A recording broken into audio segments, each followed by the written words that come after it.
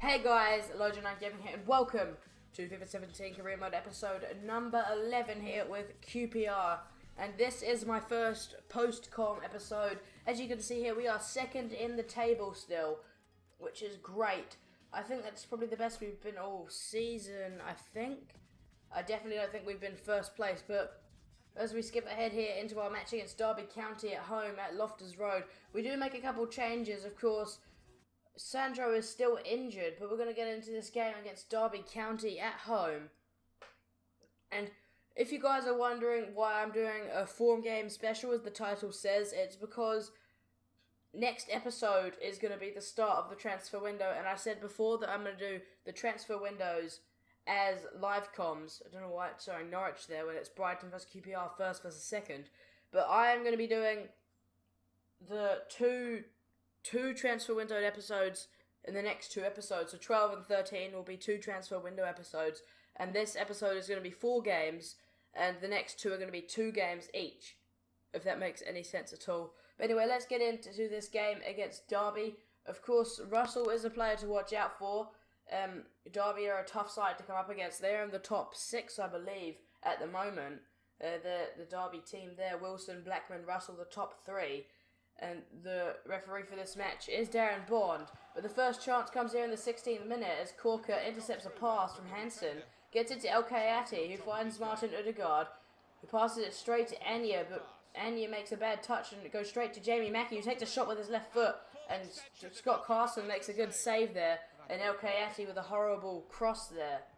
But then just a couple of moments later in the 23rd minute, Bryson has the ball pressing down the midfield. Blackman tackled there by Buscagli, and Bryson's big touch goes straight into the gloves of Smithies, who throws the ball out to Jamie Mackie, who finds Jose Angel. The Spaniard is tackled by Hansen. The ball goes straight to Jamie Wilson, who finds Johnson, then to Bryson, then to Blackman. Inside the box, takes a shot, and Smithies forced to make a good save. Well, here's a chance.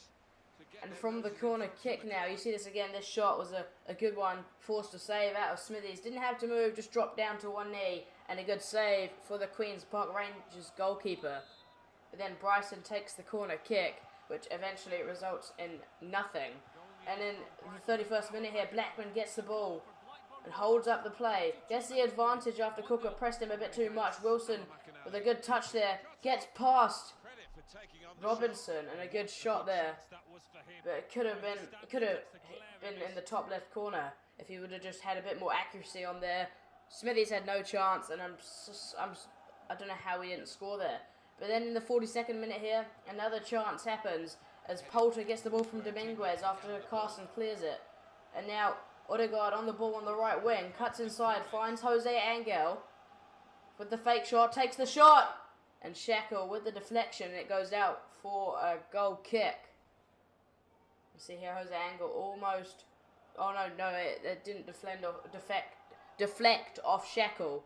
Just a bad shot there. And at half-time, it is 0-0. As we had a couple shots, so did Derby, but not too much on either side. But then at the start of the second half, Mikel Merino comes on for Martin Odegaard. The Spaniard comes on for the player on loan from Real Madrid. But you see here, Wilson gets it to Bryson in the 51st minute. Derby looking to make it 1-0 away from home. Hansen on the ball again here, plays it into Wilson. Corker intercepts the ball, but Russell wins it back, gets it to Wilson, who takes a shot and turned almost immediately there after receiving the ball, and without even taking a touch. You see here, didn't take a touch, just fired the ball straight at goal. Maybe if he took that touch, he would have had more space and been able to nestle the ball in the back of the net. But here you see Will Hughes is coming on for Jamie Hansen. So Derby definitely looking to strengthen their midfield in the second half, maybe get some more chances to put the ball in the back of the net as the youngster Will Hughes comes on the field. But nothing really does happen until the last 2 minutes of the game, where Dominguez finds Mikel Merino, who gets the ball to, or tries to get the ball to Jose Angel. The ball intercepted, and Bryson plays out wide to Russell, gives it back to Bryson, tackled by Dominguez. Dominguez gets the ball to Mikel Merino, who finds Jamie Mackie coming down the right wing, fake shots inside, and then just before he can get into the box, Olsen makes a horrific challenge, and a free kick is given to QPR. Olsen complaining to the referee But eventually, all the referee does is give him a little bit of a warning in the last minute. As you see here, nothing really does happen. And then we have one last chance to put the ball in the back of the net. The ball whipped in by Jose Angel. Moreno takes the header. But Carson pushes the ball out for a corner kick. You see here, whipped in by Angel with the left boot. And Mikel Moreno almost headed that into the back of the net. But Scott Carson was there to push it out. And then in the last minute of the game, Dominguez crosses the ball in. Moreno can't get there. Takes the touch into the middle of the box. And Keogh able to clear it. And at full time here at Loftus Road, Derby have lost the game. Or no, Derby have drawn the game against us. And that's, I would say that's 2 points lost, more than 1 point gained. We probably should have won this match. Russell had 0 shots and zero goals. It says there 0 shots really surprises me, as he was a player to watch in this game. But at full time it is 0-0, and you see it was pretty even on the stats. We had a bit less possession, but very equal on shots. And you see here that Brighton did lose 2-0, so we have gained 1 point on them. And Aston Villa did win though against Norwich 2-1. And then Andre Dominguez thanks us for letting him play in that game just before. And then you see here we get an offer from Hungary to manage their team. And then I think Sandro comes back for injury. But then we just go straight into our second game of the episode. A second out of 4. So 2 quarters, 1 half of the games in the episode. As we go on to take on Aston Villa at home. And see here, we are second in the league and they are 4th. If Brighton lose their game and we win this one, we will go top of the league for the first time this season. But Aston Villa are the best defensive team in the league at the moment, so that's going to be quite hard to do. As you see here, this is our lineup. Ember Koto in the central attacking midfielder. Silla at the striker, I believe. I believe that's Silla. But here you see Ross McCormack at the striker. Westwood just behind him in the central attacking midfield position. There's Mile Jednak. But anyway, we get straight into this match. 21st minute, McCormack finds Westwood 1-2 there. McCormack takes the shot, but the good save's forced out of Smithies. And the corner kick is given to Aston Villa. A bit of a high impact start to this matchup really. 20 minutes in, Smithies forced to make a great save. And he is very happy with himself, as he probably should be, as a good save. But then Gardner going to whip the ball in from the corner. And the ball headed on by Ayew, but again, Nuha going to get the ball away. And that is a throw-in for Aston Villa. Gardner takes the throw-in. Gets it to Bakuna. But I believe he's being pressured there by Powell Wishelek. But Bakuna able to get the ball to Gardner, who finds Mile Jednak. Jednak gets it to Westwood, who tries to finesse the ball into the bottom left corner, and he does so. And that's 1-0 Aston Villa in this game. So the first goal of the episode is scored in the second game by Aston Villa at Loftus Road. And we are 1-0 down here. Some horrible defending. As he see, is that Westwood? I think Westwood scored the goal. Just able to get through Anuha and Corker and slot the ball into the bottom right corner. And Smithies had no chance. And yeah, my in-game character is feeling about the same I do at the moment. Or when they scored that goal. If you guys don't like the post-commentary, then leave it in the comments down below, as it really does help me out. I'm thinking of maybe doing live com all the time. I was just going to try post-com out. But anyway, Silla, in the 36th minute here, we see some bad news, as Ember Koto is injured.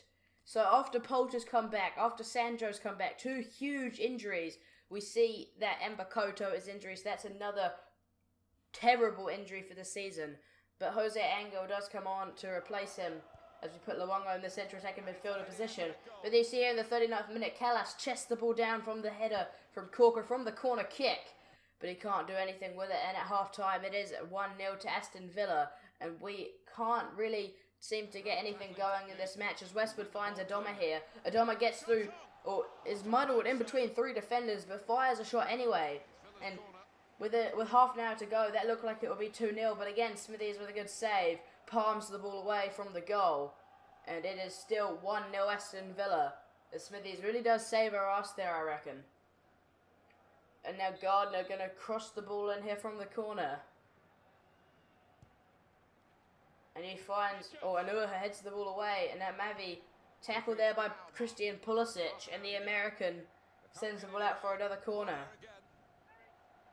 And Gardner going to take it again here.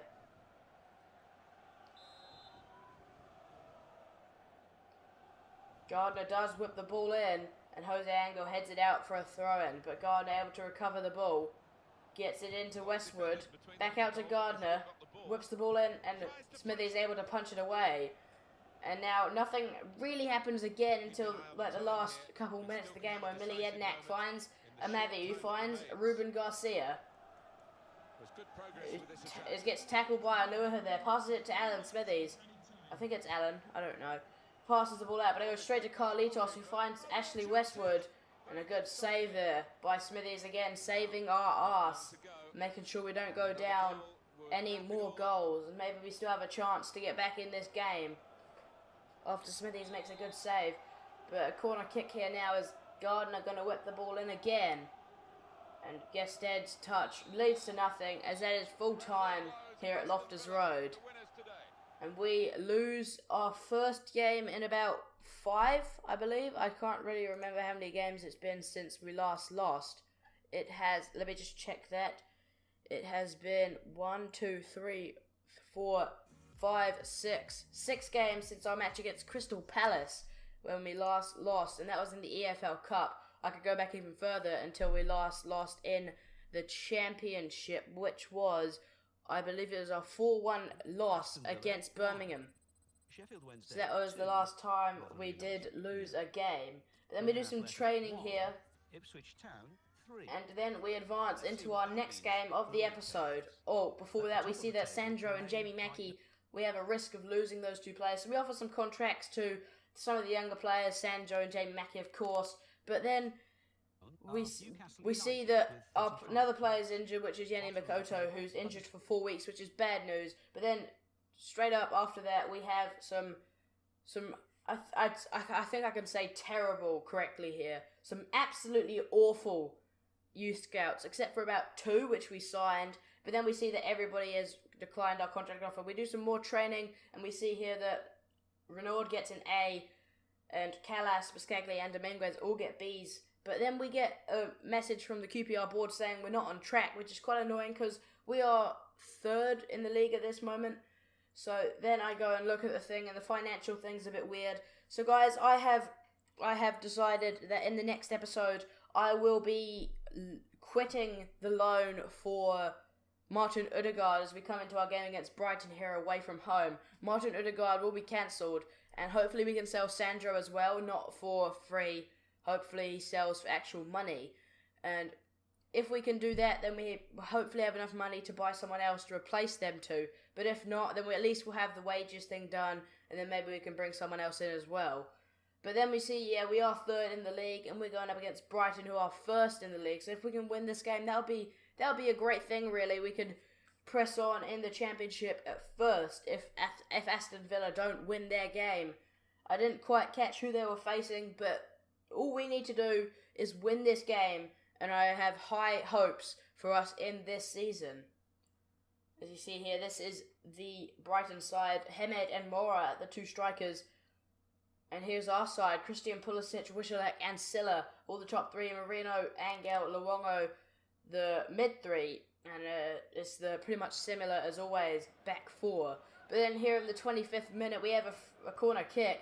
As it goes short to Pulisic from Marino. Pulisic goes on the outside of the box, does a couple runs with a fake shot now, comes back inside, and then gets tripped up in the box, and a penalty is given in the 26th minute. So see here again, Knockout just takes down Christian Pulisic inside the box, and a penalty kick is given. And the Brighton fans just wait to see what the result of the penalty is. We have Silla step up and take it, and despite the marker thing going red, it actually goes into the bottom right corner, which is great, as Silla gets another goal in the Championship, and we are up 1-0 away from home at Brighton, and we are beating the league leaders in the 27th minute. You see that Silla just fires the ball into the bottom left corner. Runs a bit to the right there in the run-up. That's a bit strange. He ran straight right and then curved back in and then hit the ball into the bottom right corner. But my avatar's happy, I'm happy, QPR fans are happy, and the team is happy that we're leading 1-0 away from home. Then in the 33rd minute, Kyle gets the ball on the edge of the box, tripped up by Luongo, and a free kick is given to Brighton Albion. As you see there, a yellow card given to Massimo Luongo. Completely deserved though. It was a bad tackle. You see this again. Luongo saw Kyle coming towards him and just tripped him up, took him down at the legs. And it's an easy free kick given here to Knockout. He can easily put this into the back of the net, because he is quite good at free kicks. The referee just put it down the right white spray, making sure that the ball stays in the same place, making sure the free kick, the wall for the free kick stay in the same place, that we don't try and move forward and make sure it's easier to block the shot. The Smithies is awaiting the free kick. It has to be quite nervous trying to save this free kick in such a dangerous position for Brighton. But Knockout does take it, and he does fire it into the top left corner. And Luongo has really cost us 2 points at this moment in time. He's cost us our lead as he gives away the free kick, and Knockout fires it into the top left corner. And it was an outstanding goal, really. A great free kick. He gets it over the wall, and just somehow Smithies didn't get a hand to it. It was a good free kick. Maybe the power was too much, maybe the curve was too much. But Smithies did try. He dived as far as he could, stretched himself as much as he could. But in the end, Knockout's free kick was too powerful, and he couldn't get a hand to it. Then here in the 41st minute, we have an opportunity to make it 2-1 to us as Luongo, the man with the yellow card, passes the ball straight to Kyle, but goes back to Silla. Jose Angel comes inside, but his shot is deflected there by Bruno. And then it is half time, as you see here. A 1-1 result here at half time for us. Maybe if we can have more chances in the second half rather than the one penalty opportunity, maybe we'll be able to get the victory in this match. But Anthony Knockout coming down the right wing plays out Bruno Saltor, who finds Hemed, who shoots across the goal. That could have been an easy goal there for Brighton and Hove Albion if they would have put it in the back of the net, but they didn't. And that's a wasted opportunity there, I'd say. Hemed had a great opportunity and Smithies wasn't going to get there at all. And somehow, Brighton and Hove Albion are not in the lead in this match. But then in the 66th minute, Robinson throws the ball to Jose Angel, who finds Marino. Now to Massimo Luongo, who finds Wishelek, to Silla. Tries to get it back to Wishelek, but the ball was intercepted. Silla passes to Luongo. Then to Jose Angel. The Spaniard finds the man from Poland, Wishelek, who comes out to the right wing. Fake shots inside, takes the shot, and the curve just makes it bend right outside the far post, and he nearly got the ball into the back of the net with a toe poke there, and that was nearly 2-1 QPR in the 70th minute. But then here in the 77th minute, we see Mora get the ball and play it back to Baldock. Mora plays it inside to Scalak, who finds Towel, and Towel, holding up the play, finds Mora, who finds Kyle, the man who won the free kick for Brighton and Hove Albion to equalise, plays Skulak in, back to Baldock. Skulak takes the shot, and Anuaha gets a deflection on the ball, and Smithy is able to make the save, as now in the 84th minute, Duff clears the ball and finds Mora, who finds Towel, who gets it back to Mora, who comes up the left-hand side, crosses the ball in, and there is Scalak, who fires the ball into the back of the net. Smithy's got a touch to it, but it wasn't good enough. It wasn't good enough to keep the ball out of the back of the net. And that is 2-1 to Brighton and Hove Albion. And they have completely demolished our chances of becoming first in the league in this match, as we've only got 4 minutes to go. And you see here, Baldock coming down the right wing. And now coming inside the box, finds Knockout, and it was nearly 3-1 there, as Knockout nearly got a second goal of the game, as Smithy is able to make a good save, and eventually they get a corner kick from it. As you see here, Scalak going to take the corner, whips it in, and the ball headed away by Anuaha, and Poulter's there to receive the ball, but it is full time, and we have lost 2-1 here at Brighton and Hove Albion, unfortunately, and that completely demolishes our chances of finishing this episode top of the league, because Brighton Hove Albion have got 3 more points ahead of us, which I believe now makes it 5 points ahead of us. And now we have to get into our last game of the episode, which is against Wolverhampton Wanderers, who I do not feel too confident about. As Jack Robinson gets an injury for 3 weeks, but I don't feel too confident after Mbakota comes back. Even after he come back, I don't feel too confident, as last time we faced Wolves at home, it was a 0-0 draw in that match. And we're away from home now, so it's going to be even harder to get some points against Wolves. And after that loss against Brighton, we are now 5th in the league, which is not good enough. As you see here, the Wolves line up, and you see here in a moment the Queen's Park Rangers line up. There it is. Not much change to the last game, except Bidwell comes on for Robinson. I didn't quite catch any other changes, but here in from the kickoff, we have a good opportunity here as Luongo plays it out wide to the right back. Kalash, who plays it across the back to Korku, who finds Jake Bidwell, to Marino, to Polter, to Nbakoto, plays it out wide to Wishelek, and the man from Poland finds Marino.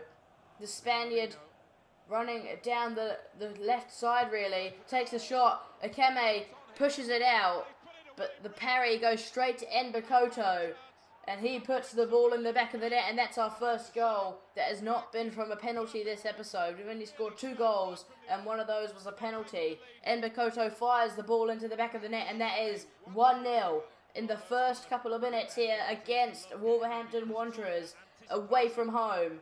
And I fist pumped as well, just like my character did in the game. But that's his 11th goal in the championship, and somehow we are 5th in the league. But now Polter finds Marino in the 40th minute, coming down the right-hand side, finds Polter again, takes a shot, and Carl Akeme with a good save. And I still don't think Polter has had a goal since he's come back from injury. But you see here, Polter had a great chance, but it went straight at Carl Akeme. And he didn't even get it with his hands, it hit him straight on the chest. But now Wishelek going to whip the ball in from the corner, but eventually it results 2-0. And then it's half-time, as of course it is 1-0 to us. But then in the second half, in the 72nd minute, Wolves still haven't had any chances at all. Wishelek takes the throw-in now to Luongo.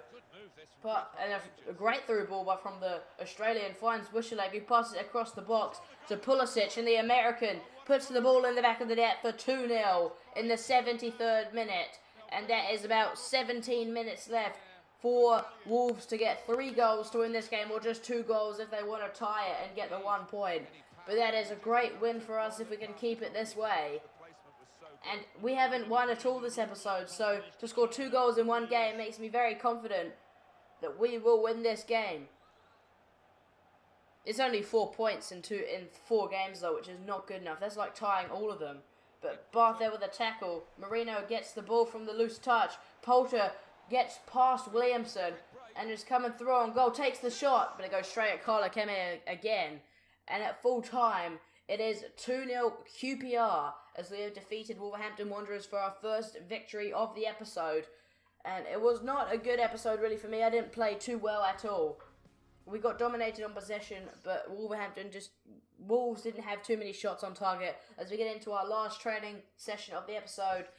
And then we see that Reece Grego Cox is returning from his Newport County loan. And then we have a look at our youth squad monthly report. I believe that we don't sign any players here, but I definitely do off camera at some point. But if you guys have enjoyed this episode, be sure to hit like button and subscribe, as it really does help me out. And if you could comment down below if you like post comms or live comms better. I prefer live comms in my opinion. Put it down below, and I'll see you guys next time. Peace.